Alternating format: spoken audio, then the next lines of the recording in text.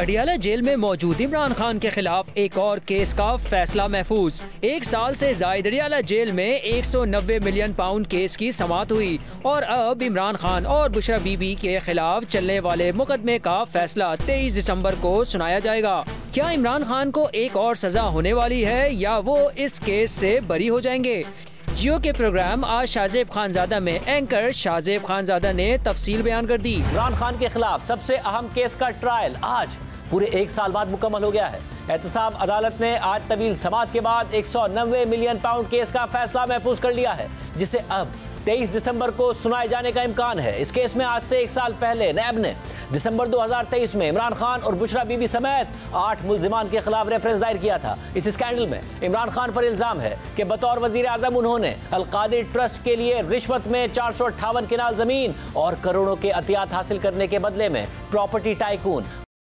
को 190 million pound का फायदा पहुंचाया और कौमी खजाने को भारी नुकसान पहुंचाया। प्रॉपर्टी टाइकून की यह रकम बरतानिया की नेशनल क्राइम एजेंसी ने पकड़ी थी, जो रियासत पाकिस्तान को मिलनी थी, मगर पीटीआई के दौरे हुकूमत में इमरान खान और शरीक मुल्जिमान ने यह रकम प्रॉपर्टी टाइकून की हाउसिंग सोसाइटी के सुप्रीम कोर्ट में लायबिलिटी अकाउंट में ही एडजस्ट करवा दी, जिसमें इस हाउसिंग सोसाइटी पर 460 अरब रुपए वाजिबुल अदा जुर्माना था। और दिसंबर 2019 में यह सब कुछ इतने खुफिया तरीके से किया गया कि इमरान खान की अपनी काबीना के अराकीन को मुकम्मल तौर पर ला इल्म रखा गया और उनसे एक सील्ड लिफाफे पर दस्तखत करवाए गए, जिसकी अब तक मुतादिद काबीना अराकीन गवाहियां दे चुके हैं, जिनमें फवाद चौधरी, शेख रशीद अहमद भी शामिल हैं। गुज़िश्ता साल दिसंबर में नैब ने रेफरेंस दायर किया तो उसमें 190 मिलियन पाउंड की रकम को रियासत का पैसा करार दिया गया और इल्जाम आयद किया गया कि अलकादिर ट्रस्ट की जमीन और डोनेशन के बदले इमरान खान की हुकूमत ने इतनी बड़ी रकम प्रॉपर्टी टाइकून को ही वापस कर दी और हाउसिंग सोसाइटी के लायबिलिटी अकाउंट में एडजस्ट कर दी। फिर इसके बाद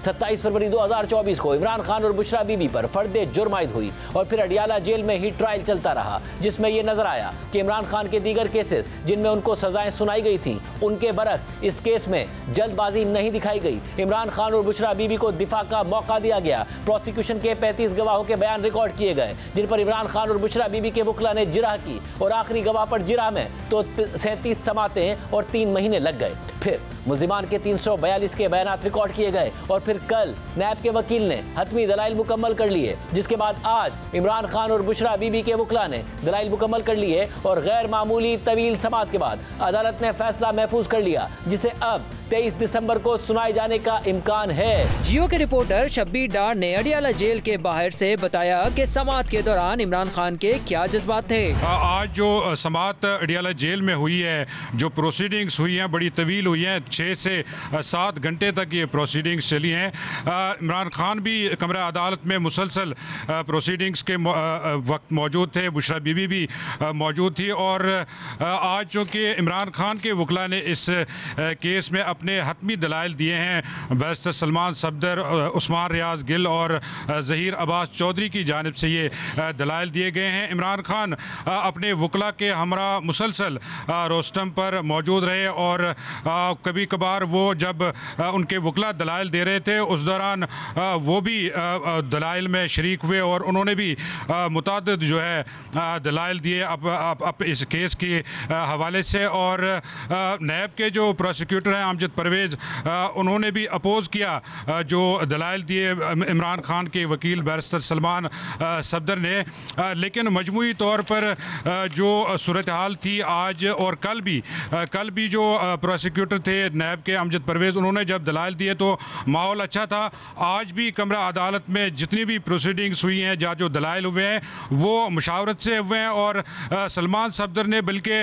जब उन्होंने अपने दलाइल शुरू किए तो उन्होंने आगाज़ में ये अदालत को बताया, जज साहब को बताया कि ये जो पूरा ट्रायल चला है, हम इस पर सवालात नहीं उठाएंगे इस ट्रायल पर, क्योंकि